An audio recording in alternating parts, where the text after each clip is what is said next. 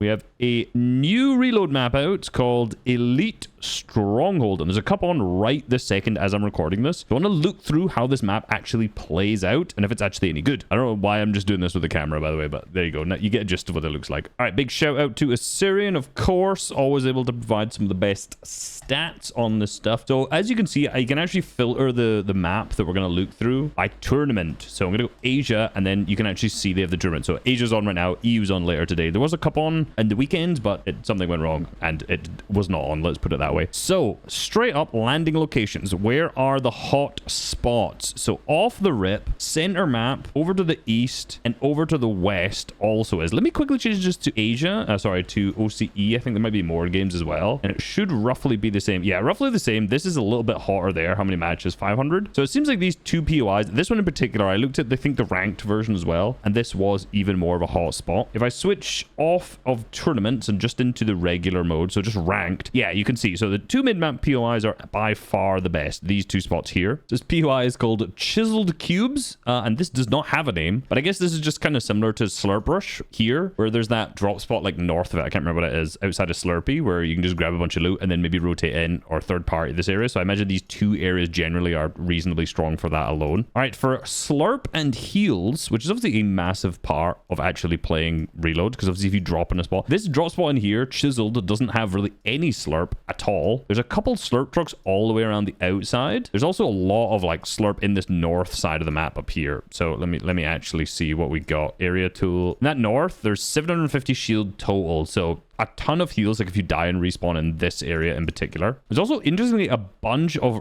like, are they 100% spawn? Yeah, 100% spawn rate rare chests in a lot of these areas as well. So I need to actually check. I don't know if these are in, like, caves, bunkers. I have not played the map yet, just for reference. I'm going to go have a look around in a second. But there's a bunch of, like, 100% spawns and 100% rare chests, which is also pretty cool. Maybe that's why... Oh, wow. Okay, every chest in this middle area here, in this drop spot, what did I call it? Grizzled? Is that what's called? Grizzly? Is 100% chest spawn. That's crazy. Maybe that's why so many people are landing there. I don't know if everyone obviously knows that. It's also center map, which is no surprise. But yeah, of course, that is insane. Every single chest right there is 100% chest spawn, whereas that is not the case everywhere else. There's a ton of chests down here. Holy. So in terms of loot, this has 328 chests total. Let's actually, let me write this down actually. Hold on. All right. So I've pulled together the sheet with all of the stats from Assyrian. So big shout out to them. I basically went through this and just like did this, counted up everything up here. So you've got all the numbers and all the materials and all that kind of stuff. So chest numbers, 461 total in this chest, which is, you know, the average here is 466, so kind of similar. However, there's a lot more 100% chest spawns, as there's 105. No other reload map so far has had 100% chest spawns, and there's 28 rare chests, which of course we've only seen Squid Grounds and Nightmare Islands have some of those too. Slurp, so heals on the map, there's 2,030 heals total across like Slurp barrels, Slurp trucks, whereas a lot of the other maps, obviously Slurp Rush has way more, like 9,500. I actually really like this aspect of Reload generally, like with the fact that you can respawn and actually get some heals straight away. Pretty decent. So it has the second highest amount of Slurp. So I think generally, especially with the 100% chest spawns and the rare chests, it's simple to say this has the highest amount of loot. Would I say that's true? Yeah, over Oasis, I would say, and as the second most Slurp. So there's a lot of loot on this map generally. In particular, that is also true. And look at the amount of like materials that are here. I'll need to check if there's fast harvesting materials, because one of the biggest issues I have with Reload generally is that materials are always so slow. Like brick in particular, there's always those big, really slow harvesting bricks. So wood has the least wood, well, second least out of Surf Say. No one really cares about wood, let's be honest. Brick, especially when you're getting like a bunch of siphon elims anyway in Reload, so no one really cares about that. This is crazy with metal though.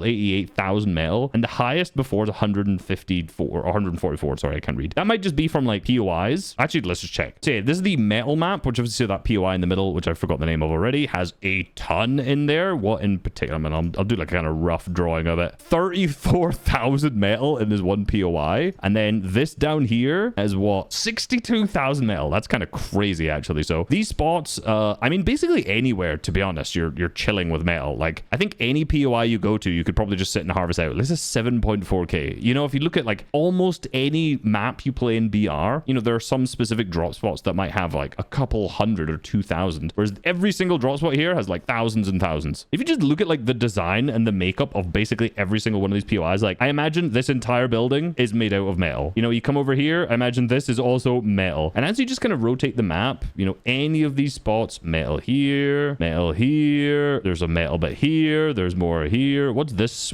big bit to the south, actually? Yeah, so this is the elite armory, which is like full of metal. This is the bit that had like 35 or 40,000, however much it was. So literally this entire place is farmable. So like wherever he zone pulls, if you're going to play a competitive match, you can basically just farm like a full metal base, full tower. Like I don't know if it's going to be too much. I don't know. That's crazy to say. The one thing I want to test is these bricks. See if they're like the rubbish bricks or not. Because as we know, as I already mentioned, reload and brick is always horrific. Another thing I noticed on Fortnite GG is there's actually teleporters. I'm going to test what these are. I've not seen these yet, but it seems like you could just go corner to corner of the map. My theory is if this is in a tournament, if there's like tournament styles of this, I mean, you could just stay in Storm, healing off, and then teleport into Storm. Obviously, you could camp like the teleporters. I'll need to test to see what exactly those are like. I don't know if the map for this looks so dark. They just turned, I think they've got like all the shadows on the map for some reason, which looks very odd. One thing I'm noticing about this drop spot in the middle here is, of course, it's kind of dipped into the ground. So one of the issues of this drop spot is if there's so many guys landing here, you know, you could just sit on this hill and just farm people who are respawning out of the sky, which, you know, if there's a lot of fighting going on here, will happen a lot. So as predicted, basically everything is metal. However, it's predominantly very slow harvesting metal, you know, so each one of these walls, 2, 6, so it's 2 per swing until you hit critical. Oh, these are pretty good. Okay, so that, yeah, metal, not an issue. All right, let's test the bricks, most importantly. And they're okay, they're okay. They're not juicer bricks where you can get like, it's 100. You know, we'll take that. It's not one of the 150s. Let's see how much we're getting from this. Probably about the same, right? Like 100 per brick. 100, it's okay. I'll take it. That is an improvement over the like 40 per brick on other maps. One thing I'm noticing is there's just a ton of trees everywhere, which especially for these these big tall trees is very good for reload because it's nothing to do with the materials, but if you die out the sky, there's just worse sight lines. So there's a much higher chance of you actually being able to respawn rather than having just third parties run and just kill you all of the time. Wouldn't be a reload video without mentioning that these show where the zones are. So next zone's pulling south. You've got to know that by now, guys. You got to know that by now if you've played reload competitive or just reload at all. Also, I think you can do some tech with this.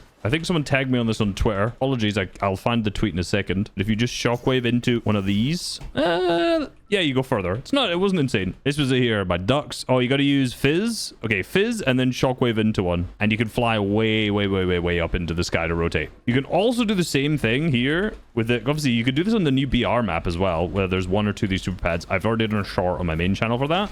But if you fizz and then use a grenade into one of these, so you do this, you go crazy high. Let's see how high are we going. 326. So obviously you could use it to rotate literally any distance. The render distance of this game is 275 meters. I keep saying that, around that, wherever it is. So I'm literally above render distance of anyone right now. If they look up, they can't see me, and I can make it rotate across the entire map. The thing is, these launch pads are also situated all the way across the map. I actually don't know if every one of these launch pads is one of the mega launch pads. I'll check in a second. But yeah, these are already everywhere. Another thing I want to test, if you can do the same thing with crash pads. Like, does this make a difference if I have the fizz effect plus the shockwave?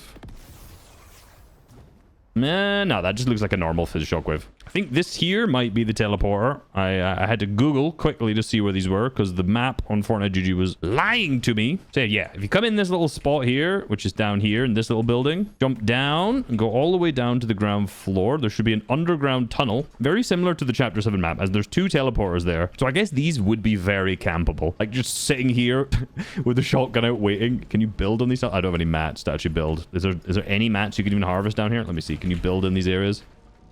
Okay, you can't build. Oh, you can build down here. Okay, fair enough. Let me go through anyway. So that's taking me all the way over here. So I'm literally down in the corner of the map now. Some slurp.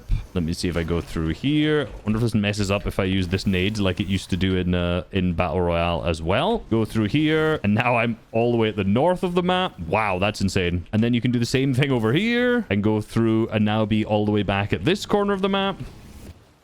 over here. There's a cow. Nice. And then I go through again, so this I would imagine would be kind of crazy for W King, but let's be real. People are just going to be camping these extremely hard. I think even in late game, like I don't know how viable of a strategy this would be to like play it in Storm and then go. But my theory here would be you could do some insane dead side rotations in this. I'm in Storm now, for example, right? I just took me 2 seconds to get all the way back around to the other side of the map. And say I wanted to go over to here, right? And I then rotate into this side, right? Let's say, see where the next zone pulls as an example, right? It pulls far. Rather than just rotating straight in, I can just rotate south and then I've got a closer rotate to make from there. Maybe hit one of the high launch pads and then like fly through some of the, you know, over everyone here using the whatever rotate there. An alternative, something I thought about, let me test this in an actual game, is you could just land on one of these as a hot drop and then rotate to the other side and you'll get there before people glide in. Let me see if that's actually true.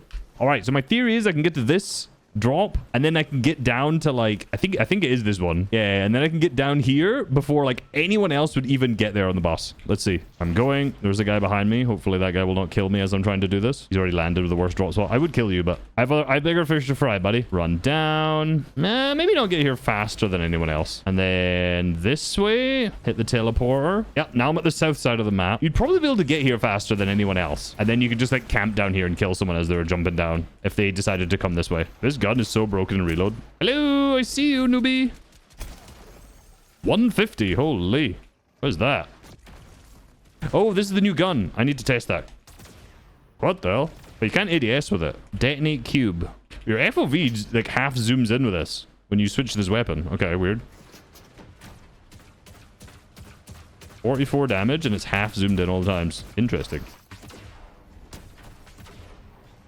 55 damage? That's kind of crazy. I don't know if I like this FOV. This feels like Gears of War FOV. I don't know if that's entirely true. It feels very zoomed in with this gun. Whoa! Okay, don't shoot that. You can shoot yourself with it. Don't do that. Don't do that. Okay. I don't know how I did that, though. All right. So first impressions on the map. I very much so like it, actually, to be honest. Loot feels good. I like the 100% chest spawns from the one game I played. I really like the map mobility, right? I have not double checked yet, but I think all of the launch pads in this map, all of these are high launch pads. Now, I need to check about all of these and things like that, but all the ones I found were like super launch pads, the ones that send you really high. So there's a ton of rotation options that you have because there's fizz and fizz grenades in the meta. You know, you've got the shockwaves. You saw the rotational ideas I had. There's also, as I mentioned, all those teleporters that go all the way around the map too, which is really good. So first impressions, very interesting map. I actually think this might be good as a competitive map. I think the only thing might be how many drop spots there actually are, like how many POIs there might be, because I'm not sure, like I don't know if there, I think there probably would be enough loot, to be honest. Looking at the map, and maybe there would be enough like loot in between different drop spots. One of the things I have, like a problem I have with a lot of reload maps, is that there's not like an even distribution around. So say if a team takes all of this and, you know, someone respawns and takes this, a lot of times there's not a lot like left in between all of the POIs and drops. So we'll see how kind of that one plays out for competitive. TBC, we'll be playing more of this in ranked to actually get an understanding of how it would be for tournaments, so we don't just have to play Slurp Rush. Like the video, subscribe, peace.